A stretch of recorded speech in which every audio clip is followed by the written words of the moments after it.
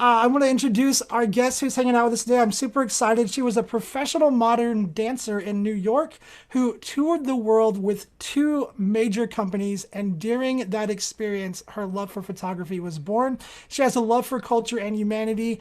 And as her dance career began to wind down, her photography career was taking off. She describes herself as a people photographer, a travel photographer, and a dedicated photo philanthropist. She volunteers for organizations like the Bold Beauty Project, Jessica June's Children Cancer Foundation, and the Joe DiMaggio Children's Hospital, just to name a few.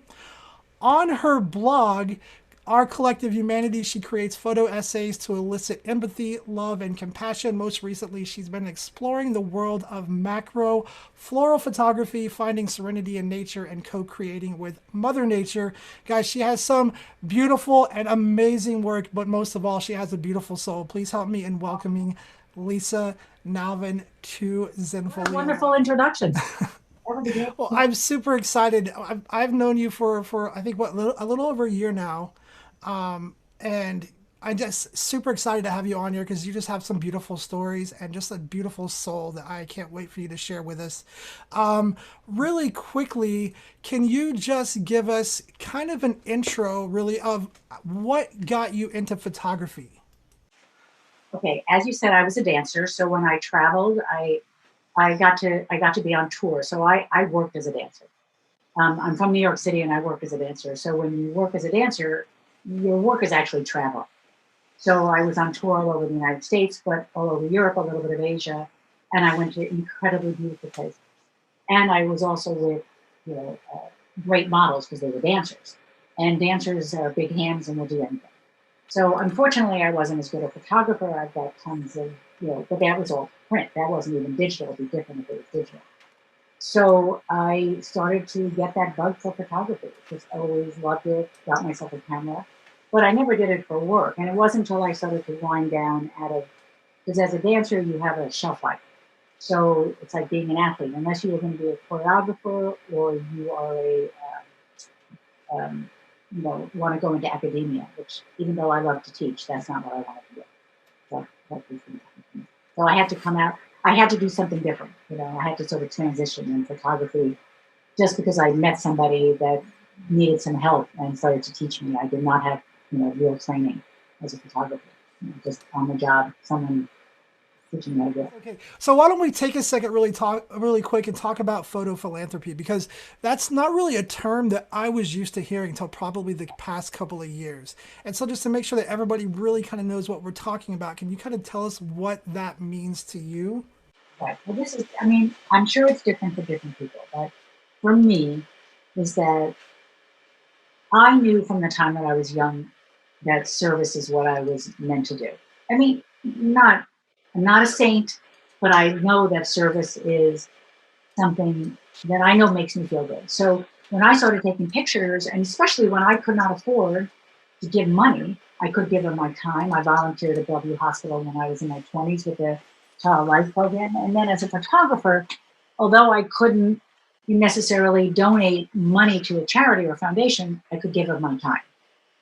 I could give them my services. And so, but also beyond that is that I got really into it. The first thing I think I did was when I was shooting Special Olympics, which I put a plug for Special Olympics. Everybody should do it. It's the most, you just have such a more of an appreciation for everything that you have. And it's a beautiful organization with, people that everyone is just so happy to walk over the finish line. It doesn't matter.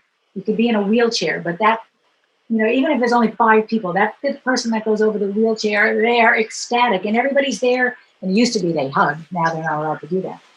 Um, so I know that that made me feel so good. And then when people had asked me, I didn't see any reason why I should say no. So I just did it a lot, and I just found myself always offering to do it. And I don't know why that is, but it's just always been something that I do. And it is, um, you know, Robert and I were talking. I'm telling you, Robert and I, but when we were talking beforehand, and you had asked me, are there some memorable moments? And I couldn't come up with anything. And then I said to you before, there are so many memorable moments of what it is to be, really doing service and knowing how much you're appreciated and what you think. most of the people that hire us can afford to hire us. There are people that will never have a professional portrait taking other than maybe Right. going to theaters or something. And when you travel the world, and see what people have and don't have, they're never going to have that. And it's just when somebody takes the time, and this is a plug too, you take the time not only to take the pictures, but even if you're just making some 4x6s to hand out, you actually make the prints and hand something to somebody. It's a Yes. beautiful thing to do. It's a Yes. really, it makes people really happy. What do people want to take when something happens to their home? They take their photo albums. Absolutely. Now it's different because of digital, but still. Right. Now, you brought up the Special Olympics. Was that kind of your first experience with this type of work, or did you get involved through a different organization? That was the first time when I first moved to South Florida, which is where I live now. I volunteered for Special Olympics for maybe, I don't know, 10, 13 years. And then I'm heavily involved with children with cancer. I photograph mixed ability because I'm a dancer and I actually still dance occasionally with mixed ability dancers, like people in wheelchairs. And so I do that. Like I said, the hospital I go into regularly. I do all kinds of stuff. Special need adults. I don't know. So that was one of the first things. But since I've been down in Florida, it's just there's been a lot of them. How did this kind of go from something that because on your website you define yourself as a dedicated photo philanthropist. So I'm curious to know, how did this kind of go from something that you just had an interest in to it becoming a full-on passion? Can you kind of walk us through that a little bit and kind of tell us that story? Well, um, first of all, I'm 65, so I would say that I've been taking pictures for certainly 30 years, maybe 30 years, maybe 25 of which have been professional. As all of us know, that the photography business, and I also had kids during that time, so there was, it was more intermittent. But I worked as a photographer on and off for certainly close to 30 years. And because as the photography business changed, and I feel for photographers now, it is not easy to make a living.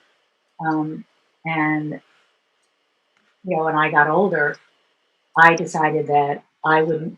I started my blog where I decided that really my work was going to be focusing more on my philanthropy, even though I will do an occasional job that affords me to continue to do what I do. I don't. I work comes to me a little bit, but I don't pursue it as much as I used to. So, and I love to travel, so I started making the photo philanthropy really, and I started this blog, which was really hard to do, and I haven't done one in a while. But I traveled, and that was really meaningful to me. And it was all about how to show people to basically walk in another man's shoes through photography, to really show different people through different walks of life in different countries or even here that go through challenging times. Somebody said to me, she called me a storm chaser. They go, and I said, no, I don't chase storms. I look for people who weather storms, with gratitude and grace. Right. I'm not looking to, I don't, and I never do anything that exploits, you know, is exploitative. I'm really careful about that. So whether or not you're going through cancer or, um, you know, I started actually. What happened was about, I guess it was several years ago. My brother had cancer, and I had to go to MD Anderson, which is in Houston, to help him navigate his cancer treatment. And I had found this, I befriended someone who worked in the hospital. And they told me that there was a wedding coming up on the weekend. This was on a Friday afternoon. One of the guys that worked there said that there was a wedding on Sunday morning. And the mother, they had the mother, and she had a 3-year-old child with a gentleman, and they were not married. And they wanted to get married while she had cancer. She was a terminal, but they wanted to get married before. So what happened was they found out the doctors told her that she was not going to make it to her um, the date. So he said that he had to, like, all of a sudden he was frantically trying to pull together this wedding for Sunday morning. And I said, well, let me be your photographer. So this is on a Friday evening, and it was Sunday morning. And I said, I'll be your photographer. So when I rolled out of bed on a Sunday morning, and I was just a mess. But I thought I've done stuff like that before, so I thought there'd be three people there. It was a whole big to do, and the press had been following that. And once I sort of did that, and um, and that was an amazing experience watching this girl who was this beautiful young woman. Just you would never know that she was sick. Um, and then bringing those pictures to her while she was in hospice. She died two weeks later after I photographed her. Wow.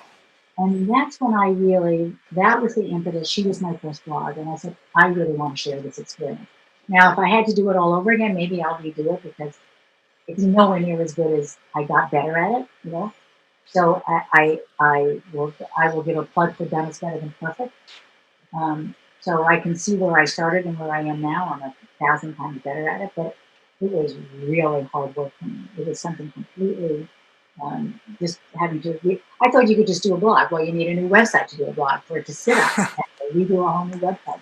It was a whole big to do, and I had to learn to write, and I had to learn to edit. And so I just Blogs are a commitment for sure. Blogs are a commitment, definitely. Hey, and guys, as Dennis is saying in the chat, if you guys have questions for me or for Lisa, please get them in the chat so we can make sure to get them answered live.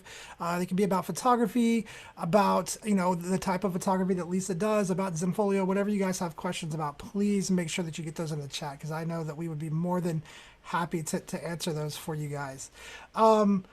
I know you did a shoot over the weekend because you and I talked about that. Do you care to share maybe some of the images or maybe that story? Because it was pretty interesting. okay. I'll when I show you this, I'll show you her picture later down the road because okay. So I had been doing something for something called the Bold Beauty Project, which is a foundation that features women who have that are just different. They could be amputees, they could be emotional. I mean, it doesn't necessarily have to show, but it's an organization that its photographers meet up with women who face certain challenges, and they have been doing exhibitions. Yeah. So I had photographed my niece who has had quite a bit of trauma and also has cerebral palsy.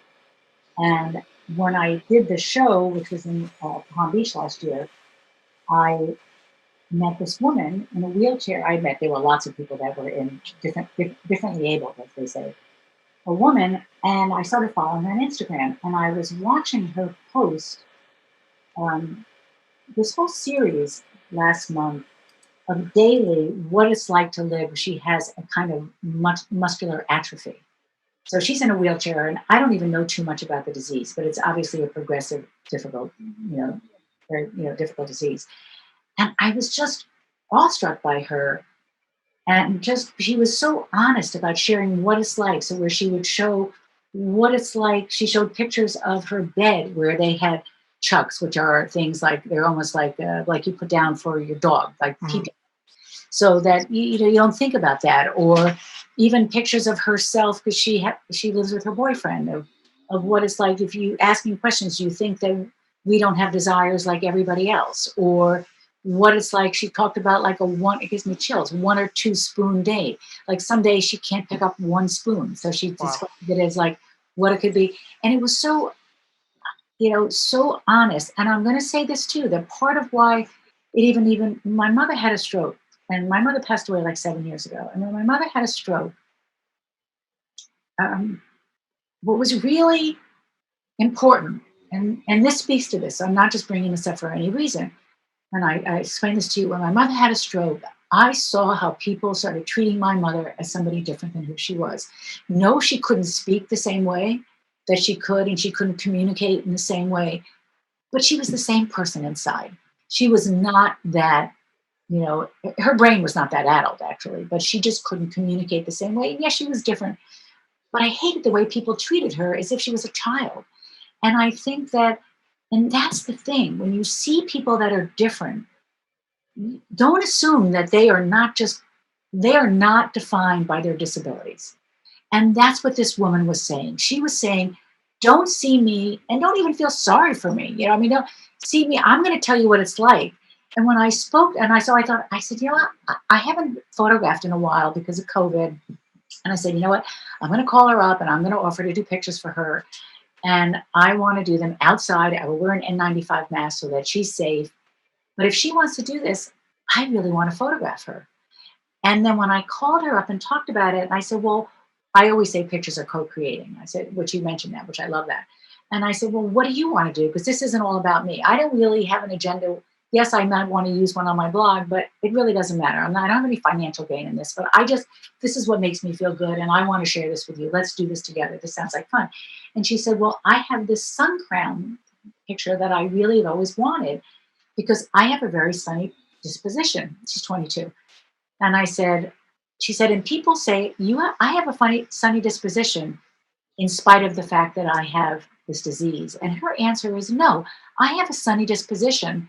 It has nothing to do with the fact, it's not in spite of, it's who I am. And I thought, what a great answer. You know, Absolutely.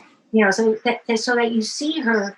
And then when I went and photographed her, it was her and her boyfriend and his 5-year-old, his 14-year-old daughter. They live together, and the nurse. They were such a fun group of people. They were laughing, and she couldn't participate in all the dancing pictures that they were doing on their own, playing with their camera, doing stuff. But it didn't matter. They were completely a team. They were all in a good mood. And she was a trooper because at one point, I wanted to photograph her out of her wheelchair. And I had wanted her to lay down on her side on the grass, which she couldn't do. So she had to lay on her back. So I said to her boyfriend, I said, would you mind laying behind her so that she could be on her side and supporting her? Which they had never had a picture like that of themselves, you know. Wow. And I was able to do something because I took a chance to ask. And you have to also be prepared when you're doing something like this and you're working with people, whether it's in a hospital, you have to set boundaries. You need to ask, but you have to be prepared for someone to say no also. And you say, okay, you can't always get what you want, you know. Um, but, had I not taken that chance for her to do that, but I was very respectful. And there were certain things I would have loved to been able to do, I couldn't do. But and I couldn't put her in the positions, but I'm so grateful to be able to share with her something that I don't know that she certainly never had before, nor maybe she'll ever have in the future, especially with her boyfriend. So that was really cool. Yeah, that's a beautiful story. Just a beautiful story. But something you said in there was when she talked about her sunny disposition and how people said, you have such a sunny disposition despite having this disease. And her response was just amazing. And I think it's a really great life lesson for us all. And I was having conversations with other people about this week. So it's a really timely topic, is just we've got to relearn how to see us and everybody else as humans first, Okay. as not our disease, not our orientation, our race, our religion. Like, we have to learn to see each other as human beings first. And I think that response was an amazing response from her. That's just phenomenal. Um, Which is why I'm just going to say, which is why my blog is called Our Collective Humanity. exactly. Right, because it's Exactly. all that about. So I haven't done enough of them, but it's all about finding people, seeing that we're all the same. So, did you want to share those photos really quick that you took, or do you want to come back to those in a little bit? So that's her. Now, the light went down, so I really wanted to be backlit, and if we're coming to, didn't happen. Did I want to fix those plants better? Yes. Was she really late? Yes. So it is what it is. So and this is her boyfriend who never planned on being in the pictures, and that's his daughter. I'm just going to show you. That's them laying on the ground, which I Wow. just love that picture. Love, love, love that picture. And then here's her. This is one that she wanted to do, actually. She had an idea to do that one. So that's that. All right. So you can, Beautiful, beautiful, beautiful, beautiful. And I think you've got some images that you want to share with us as well, right? Some stuff that you have printed. What's the story behind the book? okay. I'm just going to show this one thing because I've been doing this. This is the only thing that I ever did from start to finish. I'm a little ADD if you haven't noticed. I got very close to getting this published. Someday I might redo this. but this is also done on laser printing, and I didn't know how to do anything digital. This is before I was digital. So this was done on print, on film. This is not these are slides. But I had done this book called Life Little Lessons A through Z, and I had done this, and I'm just going to read it real quick, and I'll just show you this one picture. It was a children's book. Light hair, dark hair, and different types of skin, freckles and curls and dimpled chins. The look inside, and what do you see? The same red hearts within you and me. D is for different. So I'm just going to show that because that really, that says it all. Beautiful. Okay. Yes. And that's Absolutely. Absolutely. And really quick, I got a question for you from Brandy in chat. So she says that she was an RN for 20 years and retired in February to start her photography business. So first of all, Brandy, thank you so much for your service in the medical industry field. You guys are heroes. My mom was an RN as well. A lot of love for you guys, and congratulations on your retirement. Hopefully that's an exciting chapter for you. But she says that she wants to look for ways to give back. And she would love to do what you do. Can you give her some ideas? Tell her how she might be able to get started. Are there certain organizations that she can contact? Yeah, you feel free to give out my email, because I will Okay. definitely, I would be happy to have a conversation on the phone with you about it. But I would say that you can definitely get a hold of work with the social workers, the child life department, or if you want to do, not everybody can do what I do, and I'm happy to talk about that, but working with the palliative care team. And I would be happy to tell you how to go about doing that. But you have to, I think you have to be, this is the thing about doing philanthropy and when I travel. And I was talking about this before, you have to really make a commitment, and people are not so quick to let you do it. And you have to show that you are in good faith, uh, be willing to do it. And it takes some effort sometimes to get to the right person. I would think the marketing, you could maybe go to the marketing people. That's not how I went in. I went in through foundations. There were a couple of children's cancer foundations that I work with. Actually, one of the guys worked in the hospital, which was the Love Gen Foundation from Joe DiMaggio Children's Hospital. But then when I was in, also when I was in Houston, when my brother was getting proton radiation, I couldn't get anyone at the hospital to let me work with kids. There's all kinds of HIPAA stuff and all that stuff. So what I would do was, this was pretty nervy on my part, but when I would go to the radiation center and I would see people with their kids, parents with their kids, I would go up to him and say, I know you don't know me. Please go see my website. I'm the real deal, but this is just what I do. Can I offer you pictures? And I did photograph 4 children when I was in Houston, through that, well, 3 children, I'm sorry, 3 children there. But that was from going up to people. But I have found people also at things like that. I will go up to people, but you've got to be fearless and ask. And lots of people will say no. And, maybe also starting to, volunteer with people that you do know. Go ask and start building a repertoire. As a nurse, I'm sure you have access to people that, that other people wouldn't, and start building a portfolio, or just start doing it. And then have some. Absolutely. Absolutely. And a quick question from Lynn on YouTube. He says, what pushback, if any, do you get when you approach a nonprofit? I've had plenty of them that absolutely ignore me, but but I just finally decided that I said, maybe I should be working for nonprofits and getting paid for it. So I thought, okay, I'm going to actually, then COVID happened, but I don't, most of the time I don't get paid for it. So, and they're smaller nonprofits. Like if I have a local children's charity called the Jessica Jones Children's Cancer Foundation. So I became friends with, I volunteered for their organization. I did, I helped with, it's not just, I don't just do the photography sometimes, but I would help with fundraisers. So I got to know them and they got to trust me. And then they knew that they wouldn't be a problem and knew that I could deal with the kids. So now I would call them up and I say, listen, do you have any kids in your advocacy program that would like a picture? And that's how I did it. I recently photographed a baby, a few months ago, who at 2 months old was diagnosed with cancer. And then I photographed her at 4 months old. And recently, because the baby just got over COVID and is doing stem cell transplant. But that's how but I have a relationship, I do a lot of portraits through her and through another foundation. Awesome. But some people just say no. They just don't. They don't want to do it, and that's okay too. It's understandable. Absolutely. So you've shared a lot of stories with me, But can you just share maybe a story from a shoot or something that you did that really had a really big impact on you as a person, as a photographer? So I had, yeah, but I'll go through a quick one too. Or I was in Cuba and I was trying to do service. And I'll tell you what, go into a communist country where they don't share, that's not easy. So talk about getting pushback. People don't want to, you can't go into a hospital. You're not going to go any place like that. So I knew my friend who was Cuban. She helped me out, and her son had cancer actually in Cuba, and then they actually came to live in the United States. And I had photographed her son here, and we became friends. And when I went to Cuba, she turned me on to somebody, and I had gotten to two people. One was a child who was HIV positive, and then, but I'm going to tell the story of this girl who had cancer. This was outside of Havana in Matanzas. So I had photographed her, and then I had gone back there, um, and I had come and brought the pictures back to Cuba.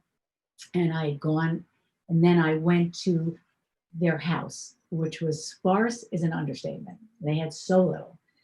And I said, and I gave them all these prints that I had printed.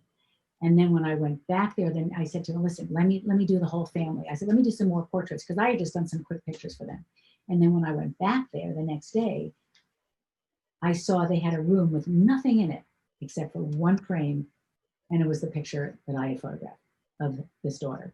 So, you don't realize what things that we take for granted is a big deal to somebody else. But I'm going to just tell you another. This is a long story, so I have to make it quick. So I had actually been volunteering for a rehab center that had were for mothers with their children. So they go into recovery and they get to keep their kids. And I had been doing these pictures for Mother's Day. And there was one little boy there, and his hat was really beat up with a Miami Heat hat, the basketball team. And I said, okay, Elise, maybe you better, when you bring those prints back, this kid needs a new hat. So consequently, then just coincidentally, I had been involved with another thing for kids with foster care. And it was around the holidays, and I was getting gifts for teenagers in foster care because they get very little. So I had been going to an odd part of town, and I had, this sort of, I know this is a long story, but it's just the circumstances were so bizarre.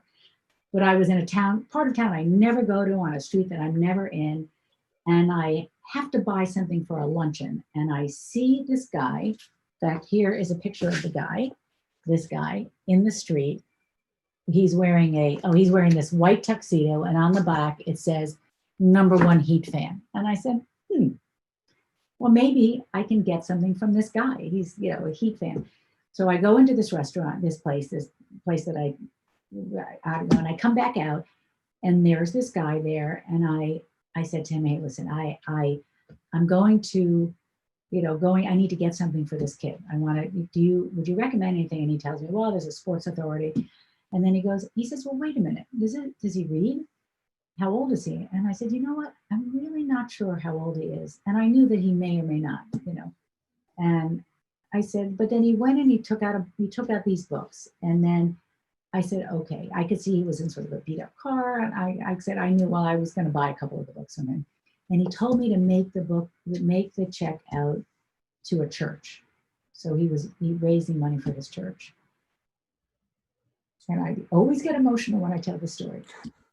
But what I didn't say also is that it was a few months later, I don't know, a few months earlier, through Joe DiMaggio Children's Hospital and this foundation, the Love Gen Foundation, I had photographed this boy named Henry, who was he was terminal, and he was a teenager, probably, I don't know exactly how old he was. He was he was young. And I had photographed him not long before he died. And I had been, okay, so I just want you to tell you that. So I'm sitting there and I'm talking to this man, and I'm telling you, it was months later, it wasn't years later.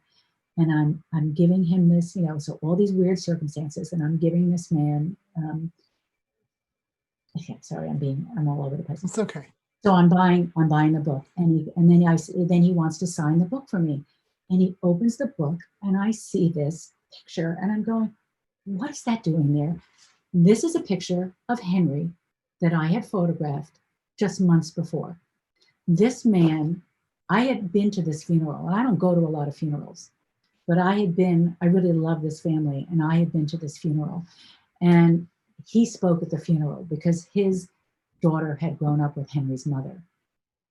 And that's what it was. And I'm telling you, I felt when that happened, it was like, I just know that, there's an expression. And I always say I'm very spiritual, but I don't have blind faith and I'm not a religious person, but there's an expression that says coincidences are God's ways of remaining anonymous.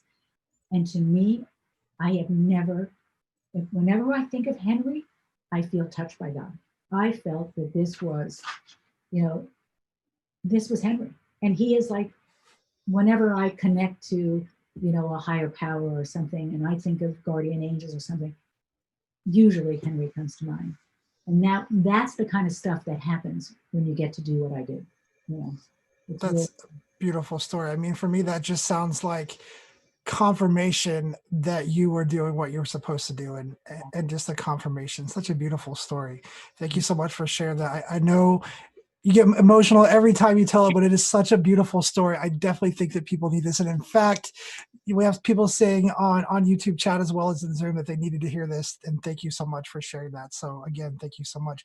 What is a story? And I know you were telling me a little bit about, I think it was in Bali, a story that you feel had an impact on other families or other people, that whether it's related directly to the work that you were doing or just that you got to be a part of an experience from just being involved.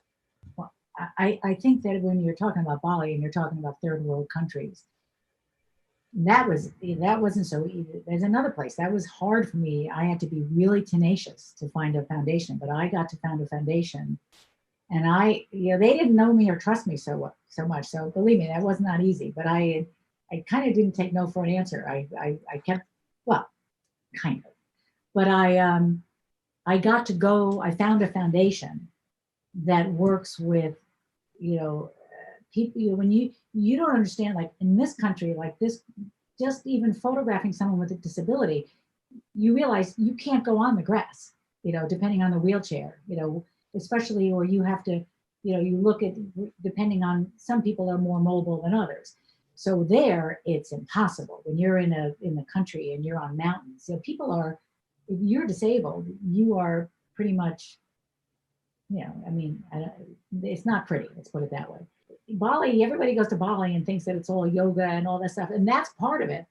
But that's not, that's not for the Balinese. That's for the tourists that come to it. And it's an amazing place and it's beautiful and they do a beautiful job in it. But that's not how Balinese people live. Yeah. So it's great to be able to see. I always want to go to how people live. As photographers, it's great because we want to, like I would go to Asia and I go, no, don't take me to, take me someplace different. I just want to go to the town, just go to a small, you want to see how people live.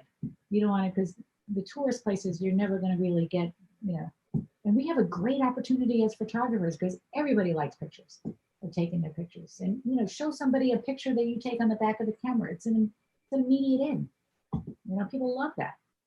Absolutely. Any final thoughts that you want to leave everybody with before we hop off of here?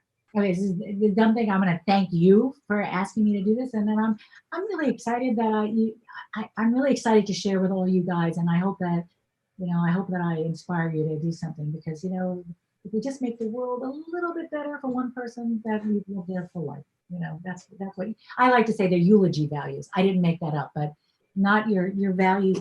There, I'll just add really quickly that there was a study done in a long-term study in Harvard, and basically people realized that it's like 70 years, and they look back at people and say, what would you have done differently in life? Spend time with your family, do more service.